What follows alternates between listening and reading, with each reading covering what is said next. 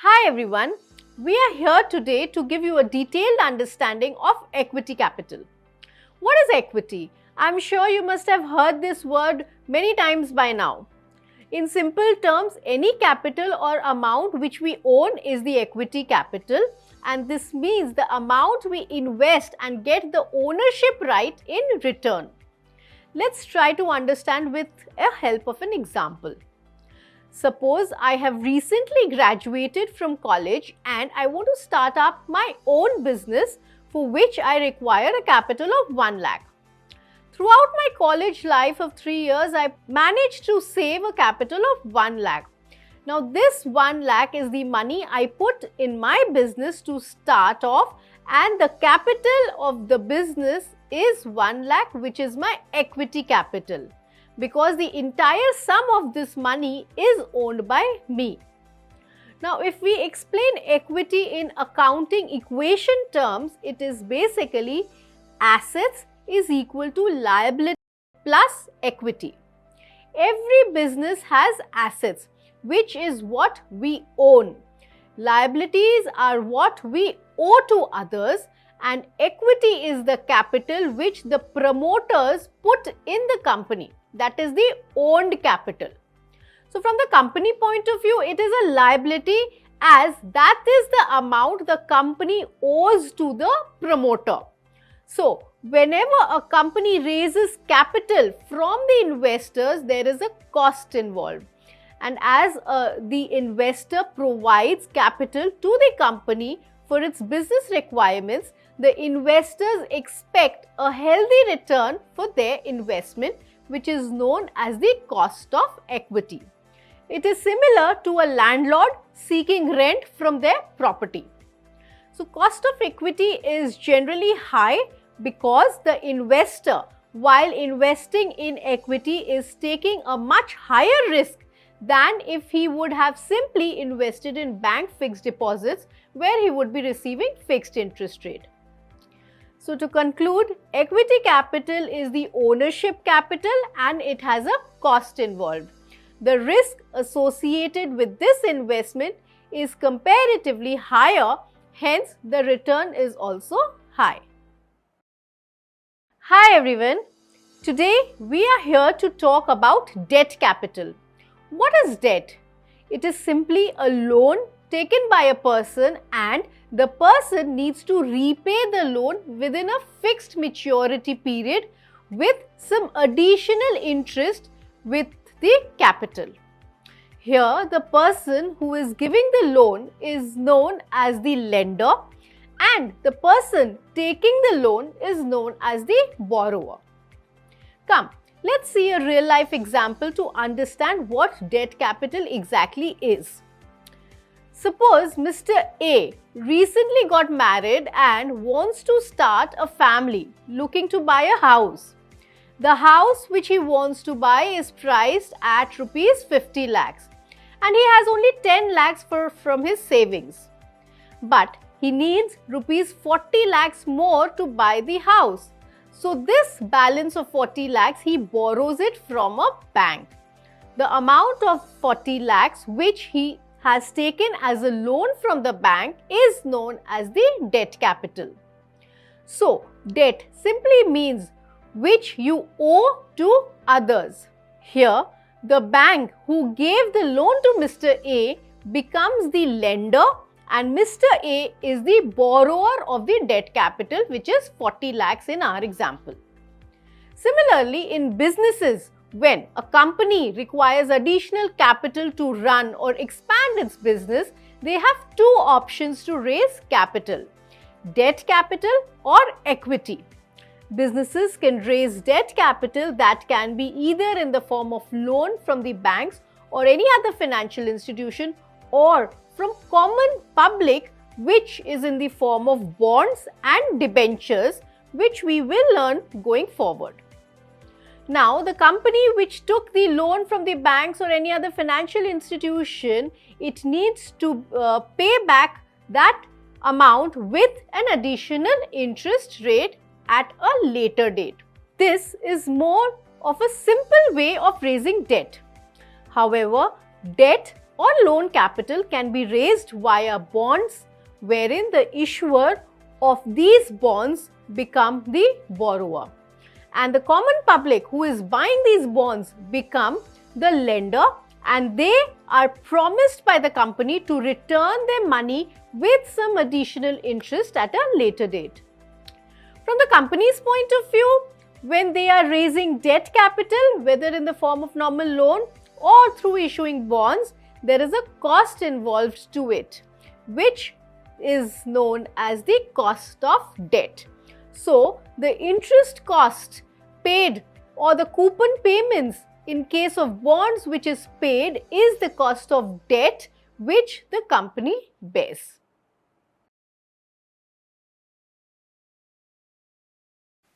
Hello everyone.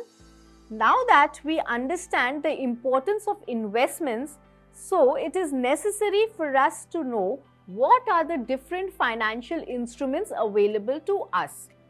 In this video, let us understand what is a share. Let me explain this to you with the help of a narration.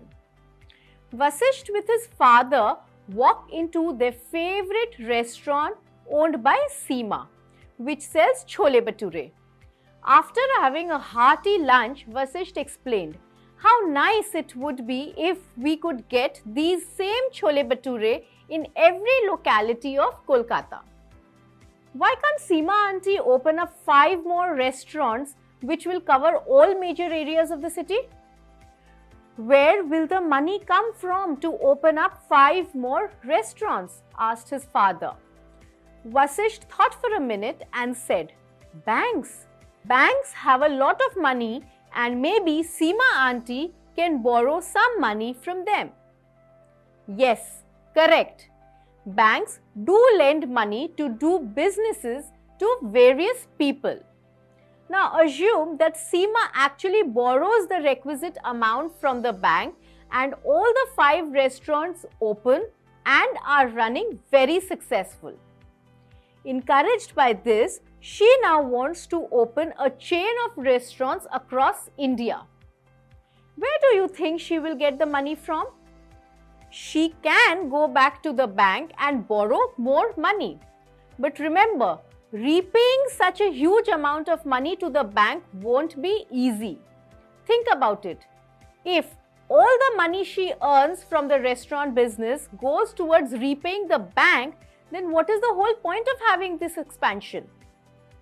When you borrow money from a bank, you have to repay the money plus a little extra money, which is called the interest. There is another alternative, that is going to the people and offering them stake at your business.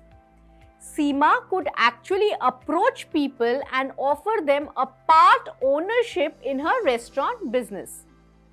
You must be wondering, what does this actually mean? Well, the entire ownership structure of a company can be divided into shares.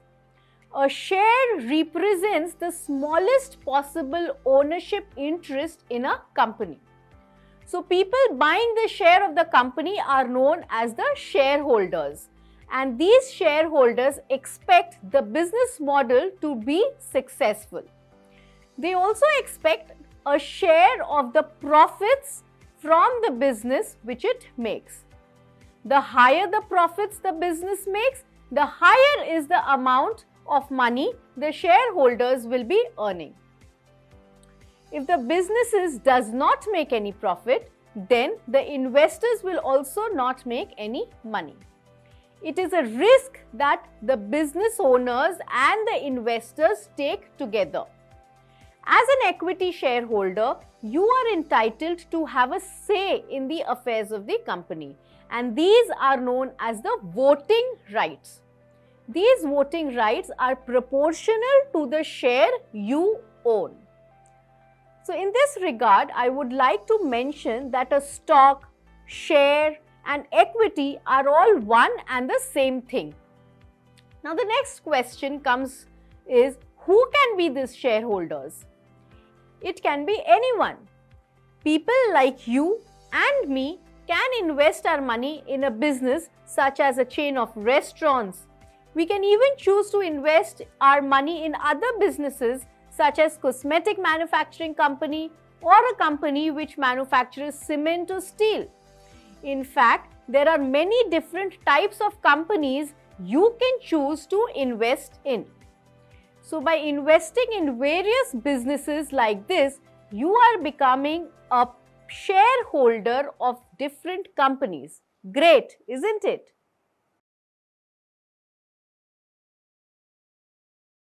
Hi everyone.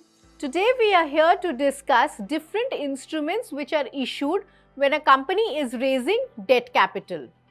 So broadly, there are two major types of bonds issued. They are the government bonds and company or corporate bonds. So what are bonds? They are simply a financial instrument which gives the lender who provides capital to the borrower a fixed income for a definite period of time, and that's why they are also known as fixed income instruments. This fixed interest is popularly called coupons. The time in which the borrower needs to pay back the capital is called maturity.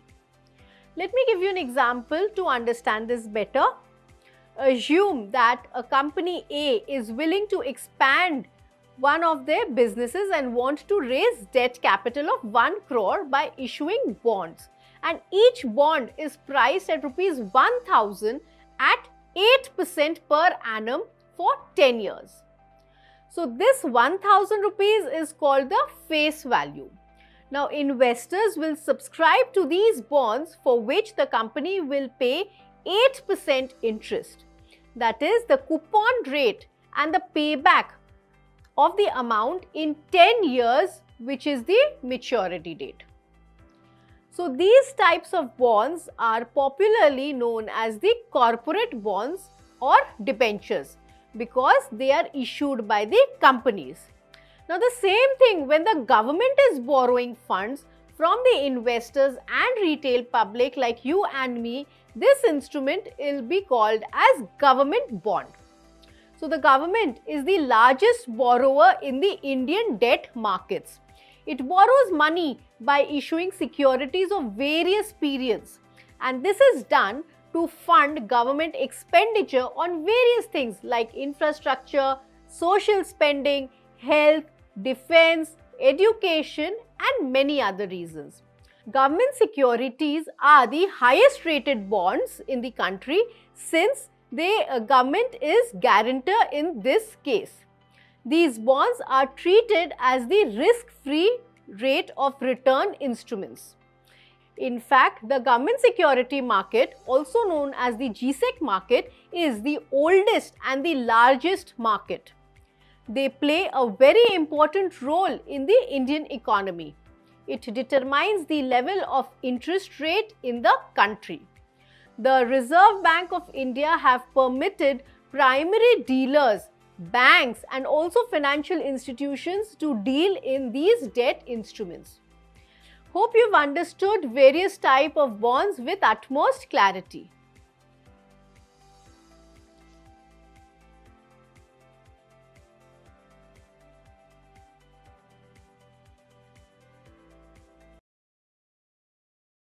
In the previous videos, we learned the importance of investments. The next question arises is, where should you invest? What are the different avenues of investments and what are the risks and rewards attached to them? Let's understand about them in this video. In general, we can broadly divide investments into two broad categories: physical assets and financial assets. So physical assets are tangible assets and can be seen and touched. They would include investments in real estate, gold, precious metals, various rare artifacts, sculptures, paintings, etc. Financial instruments, on the other hand, are assets that can be traded. These assets provide efficient flow and transfer of capital from the sellers of capital to the buyers of capital. So different instruments are issued by the buyers of capital, which is invested into by the sellers. Now based on the type of capital, if you have to classify these instruments, they can be classified into debt and equity. So what are debt instruments? Debt instruments are assets that gives a fixed payment to the investor along with an interest.